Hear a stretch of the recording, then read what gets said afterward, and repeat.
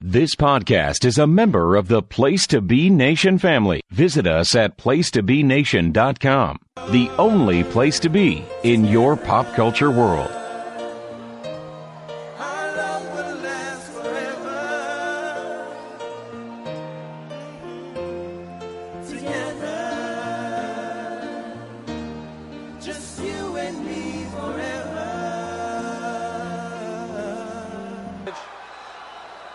Do you take this woman as your lawful wedded wife?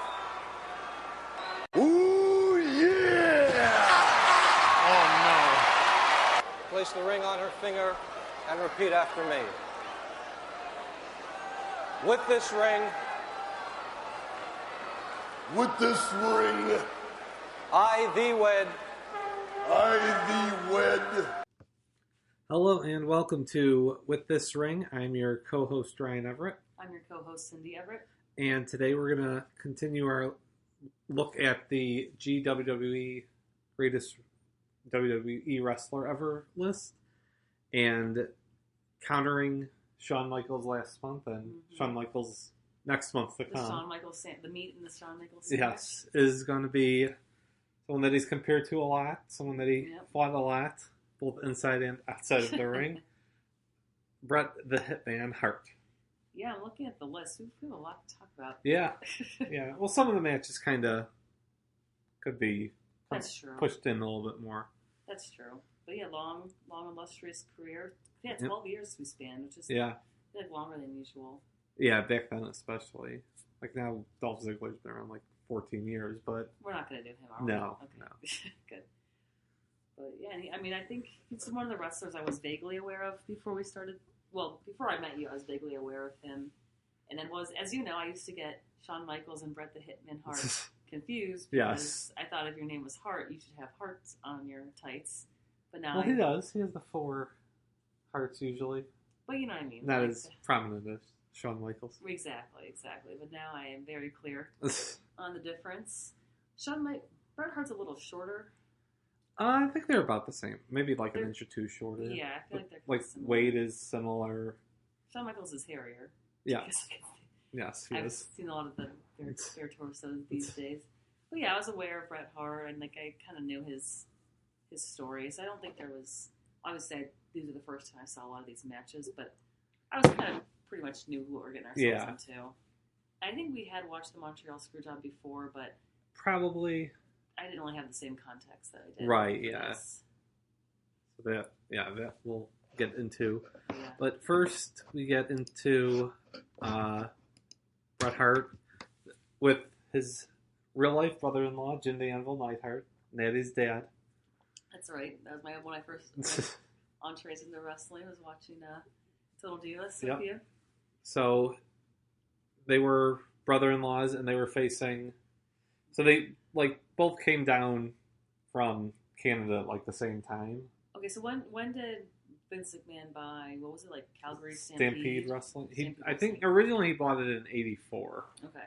So that's when, Bret Hart came, and Jim Neidhart had actually left Canada a little earlier, but came with the WWF, and then the British Bulldogs also came up because they were... Davey Boy Smith is married to... Diana Hart. So they were already married to each other in 1985? Yeah. Okay. And Dynamite Kid, the other British Bulldog, was married to Bret Hart's wife's sister. Got it. So they were all... Are they all, from Calgary? Or, how do they, pour these people? Or it's all the wrestling scene? It's all wrestling. Because, British Bulldogs are both from England, so they just happened to come to Stampede to wrestle. And I think they're either cousins or they grew up close to each other, so they knew each other. It's a little incestuous. Oh, very much so, yeah. Yeah, it seems like that one match when all the Hearts went into the ring, it was 25 people in there. Yeah. I'll get to there. But yeah, then Jimmy Hart, who is not related, but how did he get matched with them? He was kind of just starting there at the same time and was a loudmouth manager, so they decided a lot of tag teams or a lot of heels just in general, they gave you a manager back in those days, so he kind of fit with them better than Mr. Fuji would have, or that was a good role for him. Yeah, so the Hearts are the heels. Yeah, the crowd loves it when they get beaten up. Yes. And this is the weirdest part about this match. Where was this? Madison Square Garden? Yeah. So what time was curfew? I think it was either 11 or midnight. Let me see if I could. The match was going on, and the bell rings, and everyone just gets up and just like. Yeah, they knew. Oh yeah. Like I think that's no one kind was of like lollygagging around. Like people got up and scooted out. because like that was obviously that was the last match, but it wasn't the main event. I think the main event would have been like they'd have their main event. Oh really? Not last. Like midway through. Interesting. So we had to get home before curfew. Yeah, like it was so. Well, Yeah, so it was. The main event would have been probably Paul Orndorff versus Roddy Piper, like midway through the card. Yeah, I mean, I know Manhattan's gone through a couple of transformations, but maybe it wasn't a great place to be at midnight Yeah, on that Friday, could- so maybe that's what everyone was that running could out be. there. Yeah, it doesn't really say what time curfew, but I'm guessing it was probably maybe 11 o'clock. Yeah. Maybe that also had to do with Penn Station, Oh, like last yeah. train leaves. That's true. Well, if anybody knows, Yeah, let us know. I don't Very believe strange. there's a curfew anymore, but I highly doubt it. yeah. But, yeah, interesting. But yeah, good start. Yeah, they really get a good reaction from the crowd. Yeah, the Like- Brit because the Bulldog because the Hart Foundation was just starting, so Okay. like fans might not have even really seen them too much on TV, but the British Bulldogs were Oh, they were definitely popular. getting popular. Yeah, So I forget that Davey Boy was around back then. I kind of Yeah. associate him more with the late 80s, early 90s. But, oh, good for them. Yep. So I don't know if anybody wins. I just put my notes. No, it's that just- curfew. yeah, it's a I believe. draw, Yeah. like a time limit draw, basically. Gotcha. And Yeah. then when we picked it up, so the Hart Foundation kind of just, like I said, this was really almost right after they formed. Okay. So they spent the next 2 years getting built up more and more. And then they faced the British Bulldogs for the tag titles one week on Superstars, and Danny Davis was the referee. Okay. And he ignores the Hart Foundation cheating the whole time. They win the belts. Boo. Then Danny Davis gets suspended for life from being a referee anymore. Oh, man. Well, that doesn't stick. No. Well, any suspensions ever... Well, no, I mean, that's why he becomes a wrestler then. Oh, And is wearing his goofy outfit gotcha. that we see in this. Because Jimmy Hart purchased his contract as a wrestler. Gotcha. Obviously. So yeah, this is 1987. It was versus the Islanders. Yep. Slow start. Once again, the Hearts of the Heels. Just a lot of big people Yes. with Jim Neidhart and the Tana. What was the other one? Haku and Tama. Haku, that's right. Yeah. I like the Islanders. Yeah. They were really good. They were really good. And they're kind of... These, because when I was growing up, you only had the pay-per-view tape. Like, there weren't... And back then, there were only 2 or 3 pay-per-views. So if guys like went... a year, you mean? Yeah. So if Oh, guys okay. would go 6-7 months and totally change their characters, and it wouldn't have been on pay-per-view. Gotcha. So the Islanders, I thought always were heels, but for the first almost year of their existence, actually, they were a face tag team, which is kind of different for, the Samoan Savages to be yeah. fan friendly. Well, good. No, but yeah, and I really like this match. I think again, it's Yeah, I like this one more. the Hart Foundation just keeps doing their classic heel double teams and stuff, but Mm-hmm. eventually the faces get the comeback. Yeah, a lot of. I don't know, but here the Hearts won. Yeah, There was interference. though, right. from Danny Davis pushes the Yeah. pinfall over, I think. That's right. Yeah, well, I think this is a little bit more towards Jim Neidhart than Bret. Yeah. But no, another good match. Good solid 80s. Yep. Yeah, we can go through some of these pretty quickly. Yeah. And then the next one, though, needs a little pause because it's Bret Hart versus Randy Savage Yeah. from Saturday night's main event. And this was after the Honky Tonk Man had pushed down Elizabeth. Oh. And the Honky Tonk Man was part of Jimmy Hart's group. So Obviously. him and Bret Hart were tight. Gotcha. Yeah, so fast starts. This is the high 80s of wrestling. Yeah. And then I said, the flying elbow. They all get the flying elbow. I said this match is a hot mess. Well, because at one point Randy Savage hurts his leg, so he has to take his boot off, and he's wrestling in just a sock for a while. That's right. I bet other people ran out, though, right? Jim Neidhart comes out, yeah, and him and Jimmy Hart keep, like, menacing Elizabeth on the outside. That's right. That's why this match is a little all over the place. Yeah, but it's good to see, like, young singles Bret. Oh, yeah. Which was different, and he, like, could show you he could wrestle, like, a full match with a top guy. Right. Oh, yeah. I guess because you're right. In my mind, he's always been an established wrestler. Right. I mean, here he's a tag champ, so he's known, but not as a singles guy. Gotcha. Well, no, he definitely can carry it. This, proves over and over again throughout his career. And then keep moving. Yep, keep it up. Roll through these. And then next we went to the Tokyo Dome in 1991. Yeah, the Rockers. The Rockers versus the Hart Foundation. And this is kind of weird because this was after, basically the Hart Foundation was done as a tag team. So, oh yeah, 1991, yeah. It's surprising then that the Hart Foundation actually won. You would think, but I guess it also has to be with it being like a weird Japan show. Right. I'm totally blanking. Who's in the Rockers? Shawn Michaels and Marty Jannetty. That's right. Oh yeah. It was, as I said, it was fun to see them all in the ring together. Yeah. It was a good match. Yeah, I think it's pretty good. Crowd pleaser. Just hitting all their moves. Yeah. So. And like I said, that was it for the Hart Foundation, pretty much. Okay. Is this the turning point? Yeah. So then... What happened to the Hart Foundation? Well, like they were ready to make Bret a singles guy, and Jim Neidhart kind of became an announcer for a little bit, but that didn't work out too well. And then he kind of would get fired and hired every couple of years. And whatever they needed done. Yeah. So then he wins the Intercontinental title from Mr. Perfect first, and then ends up losing it to the Mountie, who loses it to Roddy Piper, and then Bret Hart beats Roddy Piper at WrestleMania in like a straight up match, and it was like one of the very few times that Roddy Piper actually loses by pinfall in the WWF. Definitely the only time on pay-per-view. So if you're not from America, does like that have to be part of your character?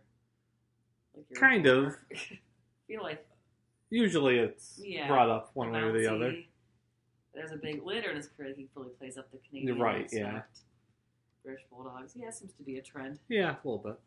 I guess it's kind of like the lowest common denominator type thing. Yeah, it's an easy thing to get. Right. Especially if they sound different. Yeah. Well, I don't think Bret Hart has like... No, not really. At all, he doesn't. Well, I think it's not that strong of an accent anyways. Right. So, but anyways, I guess we go to... So then he faces the British Bulldog at SummerSlam 92, which we've seen before. Yeah.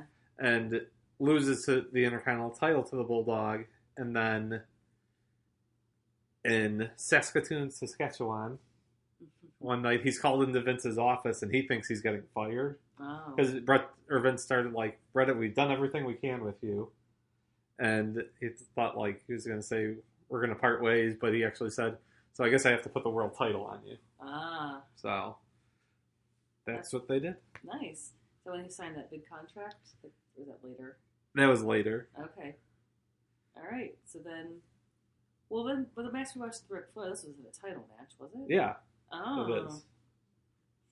It was kind of a weird announcer. Yeah, because this was the version that was on like the Coliseum video. Gotcha. And like they would just do tapeovers, like voiceovers for it. Gotcha. So yeah, it's a weird presentation. Yeah, so had the announcers seen the match before and like a second take or something? No, they probably just watch. Like they just would do it at so they wouldn't send announcers on the road. Gotcha. So they would just come into Stamford, Connecticut, the TV studio, and just like watch the match and record. Gotcha. Yeah, you saw Rick's booty butt in this one. I said well-paced match, a little on the slow side, but two obviously very talented wrestlers. Yeah, and it's. I do not. It's a title belt. They actually hate each other and hate all their matches that they had with each other. Why? Because like Bret seems to be a little difficult to get along. Yeah, exactly. That's I think a big part of it, and also like that Bret thought Ric Flair's matches were like too formulaic. But then Really? at the same point, you could be like, well, Bret Hart like does the same I was gonna say, 5 moves at the I end. saw that figure 4 of the ropes more times than I can count. The second rope elbow drop, a suplex, pile drive. It's like, yeah, everyone, especially much them all right in a row. Yeah, and like Ric Flair is saying he's having the same matches. Well, they're 60-minute matches though. Like, it's not like he's dogging it for 3 minutes. And like Ric Flair said the same. Like, has always said like Bret Hart was too important, but look at how kind of full of himself. Look at how bad the company was doing when he was on top, and back and forth. So it's kind of now it's just kind of like a stale rivalry, but yeah, I mean they both kind of don't have to really deal with each other anymore. Right? So it's like, yeah. At the point, they go their separate ways. They don't need to talk shit about each other. You know, like at this stage of the game, like who cares? Go do your old man things. Exactly. Yeah. Although Ric Flair's got that room with all his pictures on the wall. Oh, he's got plenty of old man. He's having one last match in Nashville the day after SummerSlam. Oh, really? Yeah. Oh, jeez. So, 75 years old and probably 100-degree heat. I'm sure that'll work well. That's not a good idea. He's 75? 73 maybe? 73, I think. Okay. Well, good for him. Stolen in the Wait, Ric Flair or Bret Hart? Ric Flair. Oh, the adoption. Yeah, I thought I was talking Bret Hart. No, Bret Hart is, as Bobby Heenan says in one of the matches, Helen Hart had 12 kids, and that was just in the first litter alone. Jeez, yeah. Gosh, I can't imagine having 12 kids. Yeah, that's a lot. The body's supposed to have figured it out, so we just keep pumping them out. See, that's why there's so many of them. Yeah. Ring. But, and I think that documentary, you told me before, they're all wrestlers or married to wrestlers. Right. Yeah. Which is fun and very... A lot, yeah. That's a lot. Okay. Yeah, so he got the title. Yep. So he got the belt and fought, like, they kind of, to start with, because he really didn't have, like, that big of an angle going on at the time. He was kind of getting ready to feud with Papa Shango, the Voodoo Warrior. Can't say I know who that is. Yep. Okay. Well, he would do voodoo to wrestlers. He made the Ultimate Warrior puke green. Obviously. It was fun. And so then he just kind of starts going as like the fighting champion. Like he's wrestling against good guys and bad guys and just having like nice little 8-minute TV matches. Gotcha. Kind of putting over his thing. And then eventually he loses to Yokozuna at WrestleMania. Oh. And then Hulk Hogan comes out and wins the title right away from Yokozuna. And supposedly they were supposed to get to Bret Hart versus Hulk Hogan. Oh. But did they ever fight? No, well, not in WWF. In WCW, they had some bad... that doesn't count. Bad Rush Nitro matches. Nah. So nothing ever really big. And, like, there's disputes over...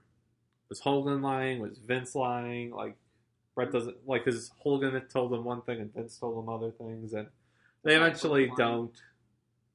They eventually do not wrestle each other. And Bret Hart gets in a feud with Jerry Lawler over who's the king of the WWF. Then he gets into his feud with Owen Hart. And we watched... Brother? Yeah. Aw. And we watched their WrestleMania match. Oh, yeah. And then their cage match. And then we get up to 1995, and it's an odd year for Bret Hart, but we do have 3 matches from that year alone, so we'll take a quick break before we get into... our 1995 run? Our 95 and 97 run. Wait, I thought Mr. Perfect. We skipped up to 93. Oh, yeah. Okay, sorry. So one more. I thought that was good. At King of the Ring, 1993, Bret Hart ends up winning the King of the Ring title, but in the semifinals, he faces Mr. Perfect. Oh, okay. It's a quick start, lots of hip checks. Mr. Perfect tries to go off the top rope, but Bret gets a half-hour time limit. Yes, suplex off the rope. Yeah. Oh, the suplex where they suplex each other outside of the ring. Yeah, that's a crazy Bret Hart move. Crazy. That looks terrifying. Yeah. How do you not kill break your back? You have to get lucky, basically. Because also, you have no idea where... I mean, those two wrestled enough that they probably, knew how the other one felt, going up for a suplex. But if it's, anyone bigger than you, you're screwed. Yeah, especially since they went all the way down to the ground. Yeah. Nuts. But yeah, then Bret, rolls him up and wins. But that match was crazy. I was very impressed. Yeah. / scared. And this one so they had a match at SummerSlam 2 years earlier where Bret Hart won the IC title, and Mr. Perfect retired for a year after it because his back was actually messed up. So I think this is actually the better match of the two, but a lot of people love the SummerSlam match. But this is more competitive and stuff, I think. All right, now we can go. Now we can take our break, our Now well-deserved that we've break. talked about Mr. Perfect, Yes. 1993. We deserve a break. Yes, we'll be right back. Gotta be terribly frustrated. Extremely frustrated over what has just happened. Whoa! Frustrated isn't a goddamn word for it. This is bullshit. Oh, we apologize, You ladies and screw gentlemen. me, everybody screws me, and nobody does a goddamn thing about it. Nobody in the building cares. Nobody in the dressing room cares. So much goddamn injustice around here. I've had it up to here. We apologize, ladies and gentlemen. Everybody knows it. I know it. Everybody knows it. I should be the World Wrestling Federation champion. Get him out of the ring. Everybody just keeps turning a blind eye. You keep turning a blind eye to it.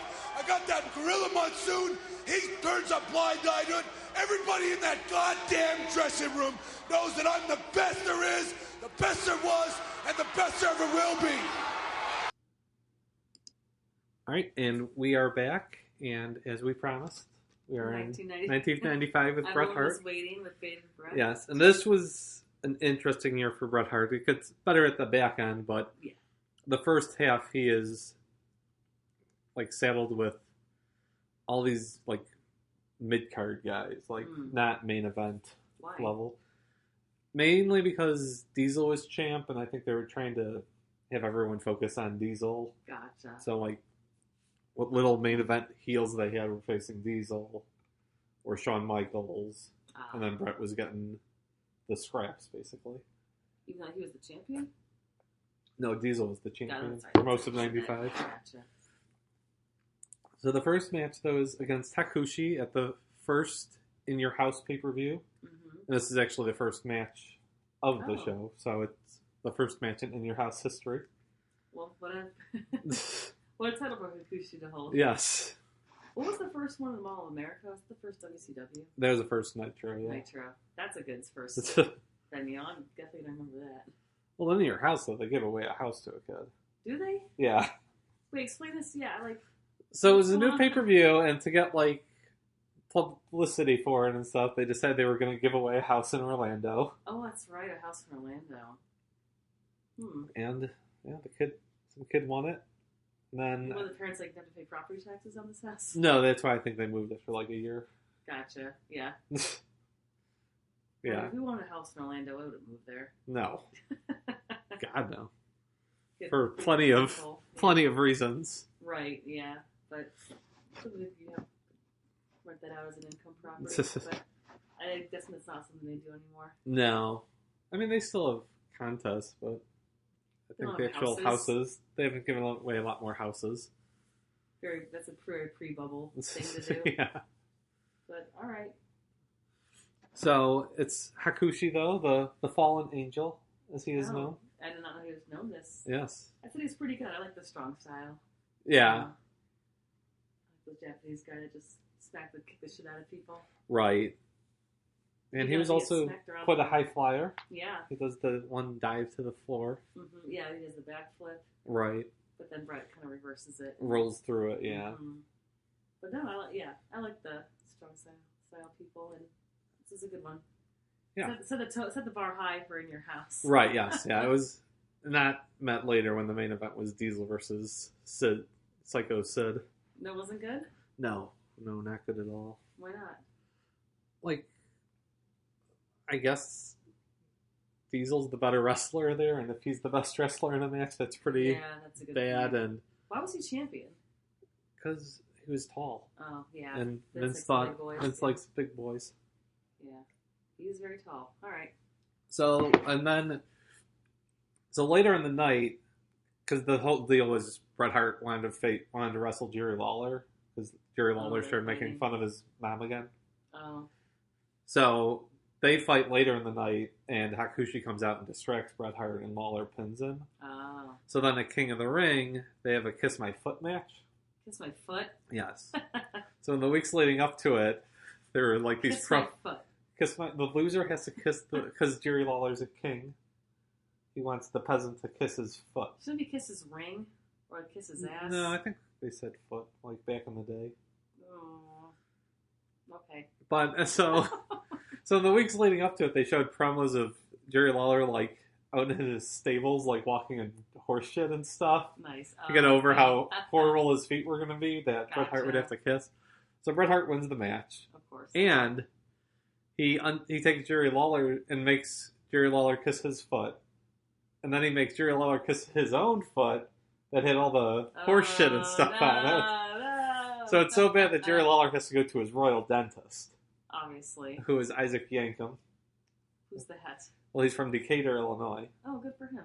And it's actually Kane. Oh, But gotcha. a very young Kane. So at Kane SummerSlam... really from Decatur? Oh, No. Okay. So at 1995 SummerSlam, the second biggest show of the year, Bret Hart is wrestling a dentist. Yes, obviously. And then His after first that... character was a dentist? Yes, an evil dentist. Obviously. And then after that, Jean-Pierre Lafitte, the pirate, who's a pirate, Okay, yep, he steals Bret Hart's ring jacket because he's a pirate, obviously. and they feud over that. Oh, that's stupid. Yeah.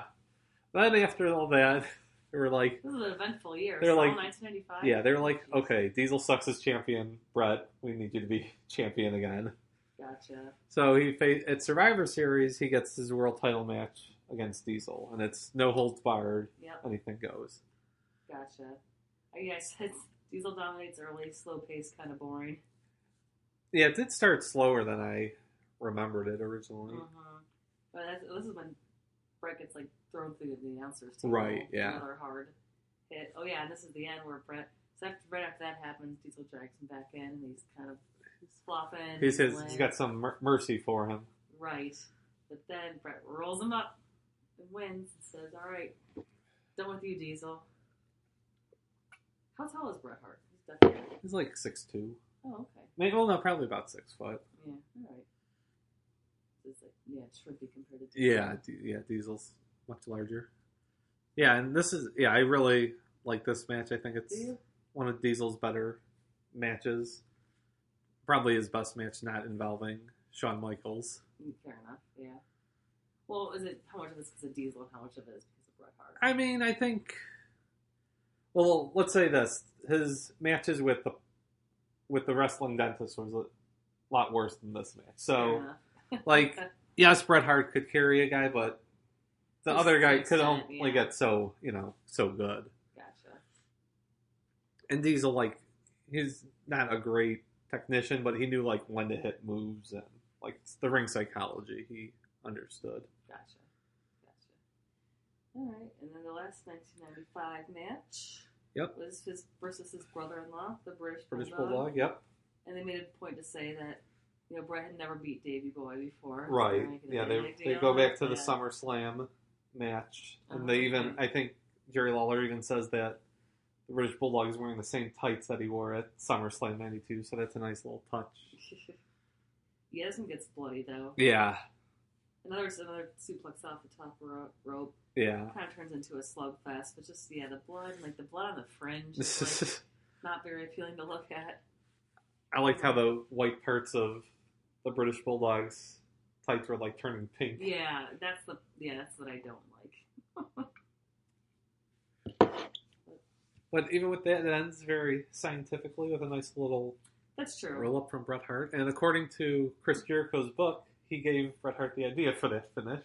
A roll up. Yeah, like that version of a roll up, Oh. like where you hook the arm, because What they met each other at an airport and they were talking, and Bret Hart said like he needed to come up for a finish for his match the next day. Chris Jericho Oh, suggested that sounds convenient. that. Wait, they just met at the airport? They were both traveling together? Or? No, they just happened to run into each other at the airport. What airport? I don't know, probably Calgary or I was Winnipeg. gonna say, like, what? I guess if it's Canada, they're not that big, but was it just like, oh, hey, I mean, I'm a wrestler. Calgary You're a has wrestler, like, too. well, like they were wrestling out of Chris Jericho's like probably wrestling out of. Well, at the time it was. I don't know. Maybe he lived in Calgary. I need some more details on this. Bret lived in Calgary, so he was probably at the Calgary airport. Chris Jericho could have lived in Calgary at the time, and He's also Canadian, right? right. Yeah. So they're just like, maybe they just knew of each other. I'm sure Chris Jericho knew who Bret Chris Hart Jericho, was. yeah, he was trained by the Harts, Oh, like okay. every Canadian Right. was. So, like, what percentage of Calgary is a Bret Hart descendant? Oh, it's pretty. I think it's all the city. Probably. I think the whole city is I nothing know we but looked Hart up- members. Remember we looked at the top 10 cities in Canada, and they were all like in Toronto. Yeah, it's like 3 of the 5 were Toronto So, suburbs. I think the Calgary population is pretty small, so I guess Right. it's probably a pretty high percentage of Hart adjacent people. All right, well, has Bret Hart ever verified that story from? I think so. I Oh. mean, it's not like it's. Yeah, it's like it's something to lie about. Yeah, Still, exactly. Yeah, well, especially you wouldn't write it in your book that like when Bret Hart would have been very able to speak out against it. And Has Bret Hart written a book? yeah, I'm actually kind of rereading it Oh yeah. now on the phone. It's good. It's very informative, but the 2 things you really got to know: Bret Hart fucks women a lot. Like not his wife. Oh yeah, and then him and his wife hate each other. Oh well, that's. I mean, number 2 seems related to number 1. yeah, I think it might have been. So are they still Yeah. married? Oh no, they got divorced in like 97 or 98. Oh okay. I think he's on like his 3rd wife since then. Ah. Still well behind. Another thing he chases Ric Flair in. Oh yeah. How many wives? I think he's through 6 now. Really? Yeah, he just got divorced. Like Oh, really? again Oh jeez. from Wendy or Fifi the maid. Oh, that's right. That's right. Well, interesting. Yep.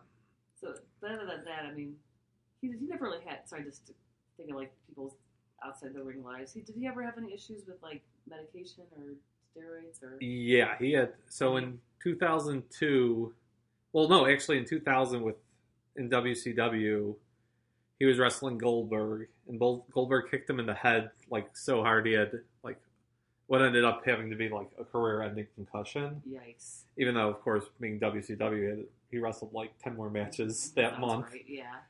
until they realized like, oh, he should not be traveling anywhere. Yeah. And then in 2002, he was riding his bike and had a stroke.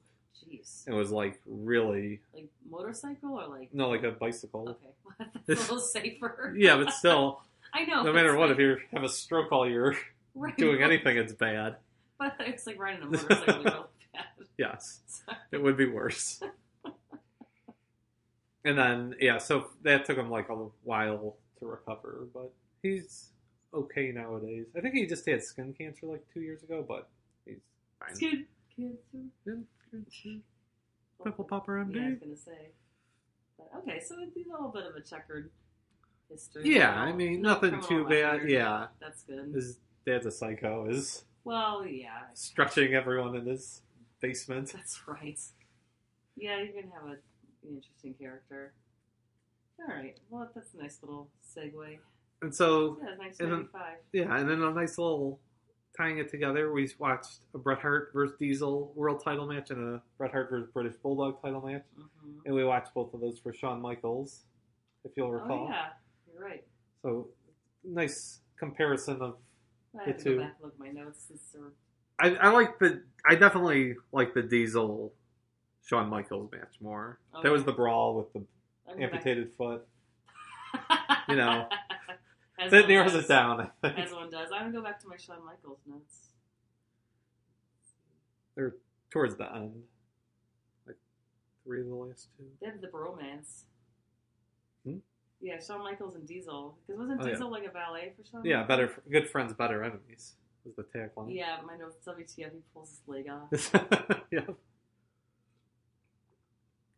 And this also features a table. That match also features a table spot. Yeah, the British Bulldog match with Shawn Michaels. That is 1996. Yeah. A lot of people come out. Owen Hart. Yeah. This one kind of ended in chaos. Bret Hart one was probably a little bit more cohesive. Okay. Oh yeah, then we watched the promo. Oh yes. So 1997 was the promo after the Steve Austin, Right, the night Bloody after Bloody- WrestleMania 13. the bloody match.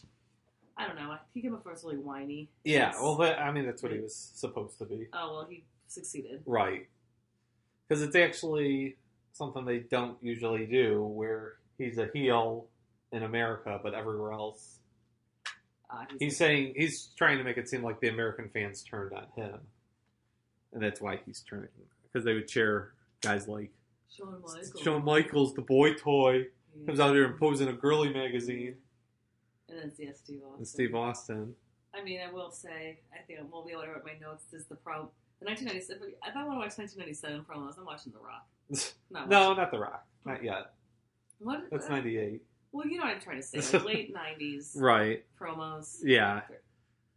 I said The Rock promos were way better than these. And then he attacks Shawn Michaels and once again uses the ring post. Yeah. Figure 4. That's just like, you're right. Like, I even made a comment to you, like, when we watched the last one. Like, I think we've seen him do this move every single match. Well, like, after 90, like 97, yeah. Later move. But, yeah.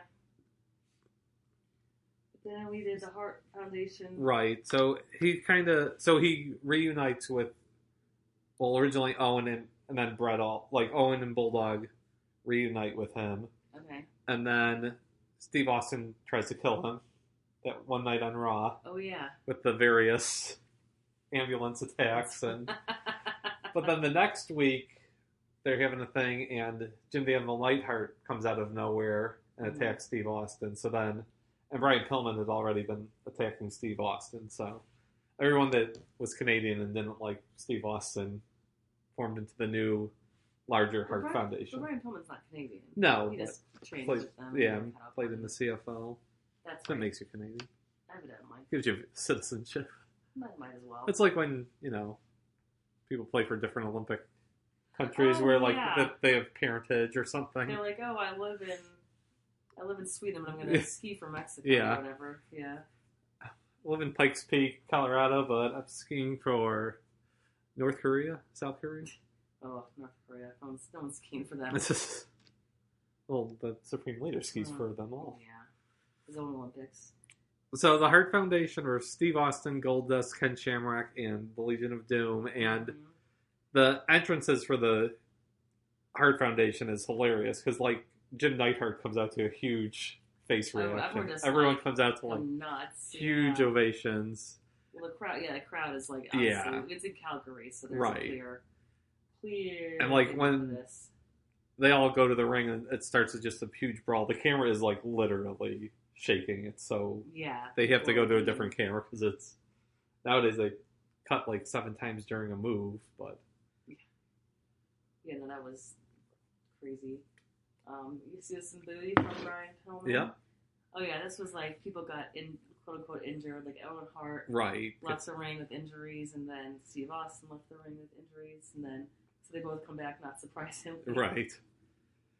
Yeah, I mean the 3 main cogs of the match are Bret Hart, Owen Hart, and Steve Austin. Yeah. I mean, they're like the 3 most... They're the drivers of this. Yeah. Like, no one's really that invested when it's Animal and Jim Neidhart. Nope. And they know that. Like, there's plenty of times that Austin and they're with Bret again, and they just have, like, a quick 2-minute version of their usual match. Right, and everyone loves it. Then Steve Austin, and of course, all the Harts are, like, down the ringside. Right. And then Steve Austin starts beating some of the other family members. Yes. And goes after Stu. That's right. Oh, I can't go after Stu. Then he gets arrested and not arrested. They take Steve Austin out. Yeah, and he just keeps charging the ring and gives the finger behind it to the so back. Good. Yeah, no, Steve Austin. It's like, it's basically like another point to Steve Austin's overall stuff. Like, and that's the thing with this. Like, I try to pick matches where it's more than just one guy always being, showcased. Yeah. The Michaels gets him in a sharpshooter, and then bell rings. Well, Michaels. Wait, you skipped to that in there? What happens after Shawn Michaels? Steve Austin gets handcuffed. I think I kind of maybe notes down, but...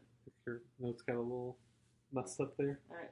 Never mind. Yeah, well, he's just arrested, and then all the Hart family members come in. And they're just, like, not even checking people, like... Oh, yeah, I think I did get... got rid of stuff. whatever. Then we watched. So basically the Hart's End. Then they went obviously. Yeah, and that's like the height of the Hart Foundation and the WWF. Oh yeah, they were riding high in that Canadian spirit. Then the next was promo in Pittsburgh before SummerSlam. Right. That's still whiny and like. Yeah, it's a little longer than I remember. I thought. Yeah. If it was like. Did not hold my attention. It was like attention. 8 minutes. I think it would have been a lot better. Like. Yeah, it was long. It was like 15 minutes. It was way too long. To not say to only really get a point across that he hates Canada. I mean that he hates America. Pittsburgh. Yeah. And he had to give America and Pittsburgh is where you'd stick the hose. That's right. Yeah. Which sounds about right, I guess. I don't know. No, it's Pittsburgh. Yeah, it's true. I can think of desirable places in the United States, but when the crowd, I think it was kind of a design. The crowd like started like drowning them out. Right. Stopped Yeah. Listening. It didn't really have a lot of momentum. And then after that, well, it's really to get the point across for SummerSlam that it's Bret Hart versus The Undertaker for the world title. If Bret Hart loses, he could never wrestle in America again. But also, there's a special guest referee, Shawn Michaels. Okay, so what's it again, Shawn? And if Shawn Michaels shows favoritism towards The Undertaker, he can't wrestle in the United States again. That's right. And, like, we didn't really see it, because they actually didn't have a match, but, like, basically all of 1997 was Bret Hart and Shawn Michaels, like, going back and forth at each other in interviews, and actually in June, before Raw, they got into a real life fight, okay. and it ended with, like it's broken up pretty quickly, but then Shawn Michaels, like, stormed into Vince McMahon's office and quit. Oh, really? And, I mean, he came back, like, 3 weeks later. So why didn't they like each other? Basically, like, they were just too opposite. Like, Bret thought Shawn was too much of a prima donna. Shawn thought Bret took himself too seriously. Yeah. So they both had very good points. Yeah. Both of those critiques are valid, but I mean, I think they could have. It was almost like they're probably too similar. Yeah. And, like, also, like, they're competing for the same spot. Yeah. And then I think Shawn Michaels didn't like that they signed Bret Hart to the huge 20-year $1 million deal. And it was, for one thing, it was after Bret Hart was gone for like 6 months. Oh, okay. And, like, Shawn Michaels was probably like, well, I've been here. I'm the champ. Why am I not getting paid as much as this old guy? Right. I think that's where a lot of it kind of stemmed from. Gotcha. I can see that. Yeah. Well, he got the big contract. Well, sorry, I'm skipping ahead. So when did he face Undertaker? At SummerSlam. Okay. Yeah. Okay. And this match has, Paul Bearer waddles out at one time. Very strange looking Paul Bearer. And this was, like I said, this was right as he had, like, the 2 weeks before he said that, like, told the whole backstory of Kane and how Kane was still alive. Oh, that's right. Undertaker tried to kill him, as one does. Yeah, but then Shawn Michaels is the referee. So he can't be like too many shenanigans here. Right. He does call it straight. Paul, a few times he gets in Bret Hart's face, but yeah, Paul Bearer gets scrambled out of the ring again. It was very. Why did they have him come out? It was so weird. Just they needed some sort of distraction. Yeah, that's true. Yeah, because obviously Undertaker gets a huge choke slam on him, but Shawn's not looking. Oh, he's looking for the Hart. That's when the Owen Hart comes out too. Pillman come out to distract. Yeah, they don't even do anything. They just kind of stand. Yeah, there. they just kind of just stand there. They didn't have a great plan. Apparently. Yeah, and then Bret spits on Shawn, which is gross. Yeah, spits on him, and that makes Shawn Michaels, who had just gotten a chair that he thought Bret Hart had used and was asking him about it. Bret Hart spits on him, so Shawn Michaels rows back with the chair, swings, but Bret Hart moves and he hits the Undertaker. That's right, yeah. And Bret Hart pins him, and Shawn Michaels has to count from 3. Yeah, gotta be fair. So, kind of a shady move. Yeah. It works. It did. So then no one has Sarn can fight in the United States again. No, that's good. Yes, everyone could still wrestle. No one's banned. Thank goodness. There's a kind of times to Hulk Hogan quote unquote retire with his matches or get He didn't really retire that much. I know, that's what I'm saying. Like, all those No, like, he things. didn't really say retirement that often. I know we watched at least one. Yeah. Well, there was always, like, he was thinking about it. Gotcha. But, so, what year did he sign that contract? So he signed the contract in 1996. Oh, wow. So he didn't get very much of it. No, they did not. That was So, great timing. Yeah, so about a year after they signed the contract, Vince told Bret he couldn't live up to the contract. It's not really how contracts are supposed to work, but Yeah, well, independent contractors, yeah. different little things in it. I'm thinking we have a lawyer looking at that for exactly that type of stuff. Yeah. But anyways. So, and he encourages him because he signed him to the big deal because WCW was trying to sign him at the same time. So he gives Bret like his blessing to go and try and get a deal with WCW. Gotcha. Knowing that he won't like just bolt. Like he'll work the rest of his, like this storyline that they were doing. Gotcha.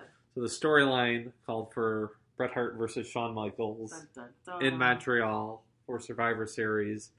And going into it, like, one of their meetings, they had, like, Bret Hart went to Shawn Michaels and said, you know, I'm going to be safe working with you, and I'll be happy to, you know, job to you, clean the ring. And Shawn Michaels said, thanks, but I'm not going to do the same for you. That's right. Well, we saw that documentary. So that's when Bret Hart was like, fuck it, I'm not losing to him in Canada. But so they go through all these different ways to do it, and they decide they'll do a disqualification finish. Who's they? Like Bret Hart, Vince McMahon, gotcha. Shawn Michaels. Gotcha. They collectively decided. Pat Patterson, who was like in charge of the match. They all thought that was going to be the ending. They get disqualification. And then the next night, Bret Hart would come out and forfeit the title. Yeah, it's kind of lame. Yeah. So instead, they screw Bret Hart. So that's what Bret Hart thought was going to happen. That's what Bret Hart thought was going to happen. That's what Pat Patterson thought was happening, and he was the guy in charge of the match backstage. So he was very confused. But then Vince obviously called an audible. Vince. Well, I don't know. And then Jim Cornette claimed it was his idea. And then Vince Russo claimed it was his idea. Yeah. But it's what do you think? I think it was probably Jim Cornette. Really? Yeah. Because Vince Russo, like, he goes in the documentary, he goes on like this little history lesson and stuff. But Vince Russo was not a wrestler and would not know that there could actually be screw job, like there could be actual real finishes to matches and stuff. Gotcha. Where Jim Cornette is quoting Edward Carpentier in 1935 got bit or something. Yes, in Montreal. Yes. Yeah, he'd have more context around it, but I think. And then I think Triple H also claims that he came up with the idea. Is he French Canadian? Levesque? No, I mean maybe his family. He was born in New Hampshire. Gotcha. Well, I guess he could sail down. So, just trying to hit a question I don't know. Like, I guess, what did you think of it at the time? Well, it was really confusing and also it coincided with right after that, Vince McMahon stopped being the ring announcer and became Mr. McMahon, the character. Mm-hmm. And that set up, and everyone hated him because he screwed Bret Hart. And then the stand-in for Bret Hart becomes Steve Austin. Gotcha. And they have a huge angle. And then the thing was, well, how could he not pay Bret Hart, but in December he gives a $3 million contract to Mike Tyson. Right. So I think it was kind of Vince, I don't think it was he couldn't pay it. I think he just didn't want to anymore. Right. Yeah. He offered this huge deal that he had never given to make sure Bret Hart didn't go to WCW, but gotcha. At this point he was kind of saying, well, starting, in March, Steve Austin is the head of this company. It doesn't matter. Gotcha. And why should I be paying for Bret Hart, who will be at best, third or fourth? Right. But I have all this new youth coming. Yeah. I have Austin. Rock was starting to get big. Foley was there. Yeah. I was gonna ask, like, how would you have ended it? Like, if you were the head writer, what would you have done? I mean, if I would have, I guess, just done a crappy DQ finish and. What you would have done what Bret Hart wanted to do? Yeah, because I wouldn't have Jim Cornette telling me about Diabolical. Eduardo Carpentier in 1935, how you could actually screw someone out of a belt. So why couldn't they just have like a real match and then just have like Bret lose it clean? Why could they just do that? Because Bret Hart wasn't going to lose to Shawn Michaels, and in his contract, he had. That's right. It was like something creative. It was like reasonable creative control, and he claimed like the only thing I'm claiming is who I'm not going to lose to. I think that's reasonable. Gotcha. Creative control, which, I mean, that's not a legal term, so I don't know. Yeah, how that could be. Like you could go in front of a judge and Vince McMahon could be like, creative control means I could tell him the match goes 15 minutes. He says he wants it to go 18. It's like, yeah, I guess I think you had said that like that documentary said they kind of like did a lot of different scenarios. Right? Yeah, they like were thinking of different ways to do a match, and there was even like talk of we'll just put the Undertaker in there out of nowhere for a triple threat match to have him win. Yeah. But it doesn't work out. And then, like, obviously, the peaceful ending the next night on Raw does not happen. No. It ends up being Shawn Michaels brings out a midget in a Bret Hart mask. Yikes. So Bret Hart just kind of, like she was last appearance. And yeah. I mean, he gets enough. Like, he punches out Vince McMahon, right, so I don't think he would have been welcome the next night in Raw. I think it was probably better just to him to go home. Yeah. For him to leave, yeah. They found a midget, though, the Bret Hart mask? Yeah, I mean, find a midget, and they made Bret Hart mask at the time, so they had one. All you need is a midget to show up. He had a little leather coat with no shirt on underneath it. Well, that works. Yeah. So then, like I said, Bret Hart goes to WCW. He's not happy there. He's not being used great. And then Owen Hart dies working for his hated rival Vince McMahon. Mm-hmm. So that's not good. And Goldberg almost killed him. By just a rough legit kicking him in the head. Yeesh, yeah. And then, then the stroke, like I said.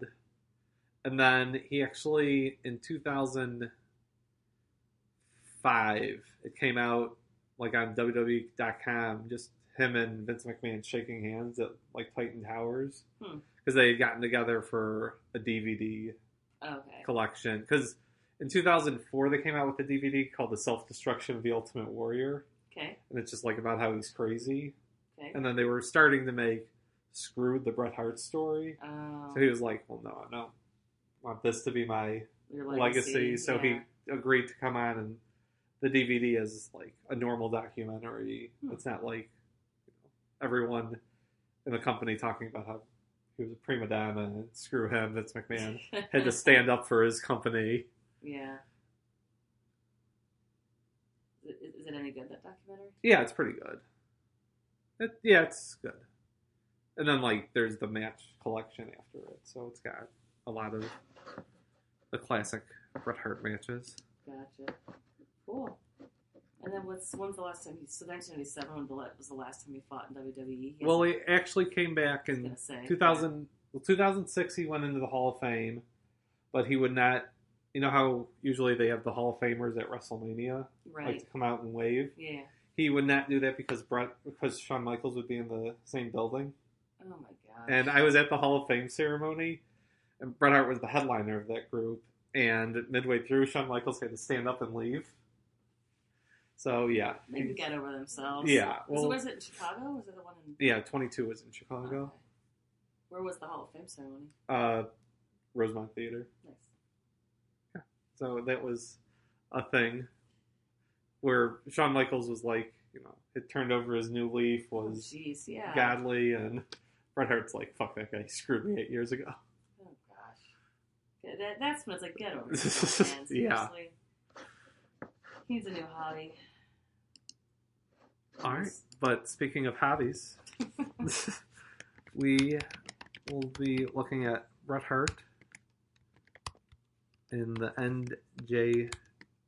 NJPW ranking. Mm-hmm. His promos, right? Yeah. He gets like an 8 for that. Yeah, and I think 7.5, 8. I'll do 7.5. Yeah, I'll Just go wasn't with that good. because he wasn't good. His best stuff He is could 90. speak, but he wasn't like. His best stuff was 97. It was like the best material, but it was also where he had to go from like 2-minute promos to like 10-minute promos. I think that was he had the good material, but not enough to keep going on and on. Right. So N is nuance, and it's longevity, tag singles, heel face, which I would say is very high for him. I was gonna say, I'll do a 9.5 for that.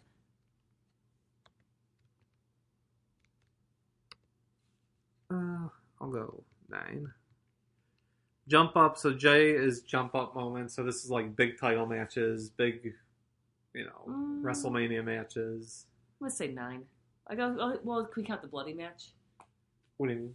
The Bret Hart. We don't watch it for Bret Hart, but we watch for Steve Austin. Yeah. Oh yeah. Yeah, that would Steve be Austin. Definitely part of his oeuvre. I'm still gonna do 9.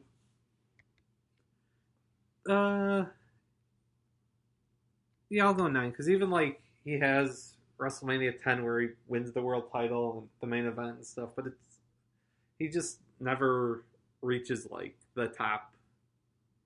Like him and Shawn Michaels, I think both have a problem where they're at the top of the company, but it's when it's not at its hottest. So it's kind of that's true. Like they're always, I think, kind of just under the very top, like 4 or 5 guys. Yeah. There's not like those indelible memories. So, and W is work rate, so his actual in-ring skills. 9. He's very, very good wrestler. Yeah, I will go 9.5 here. He has the excellence of execution. I don't know if you've heard that. No, okay, I think we have the same score or whatever. There you go.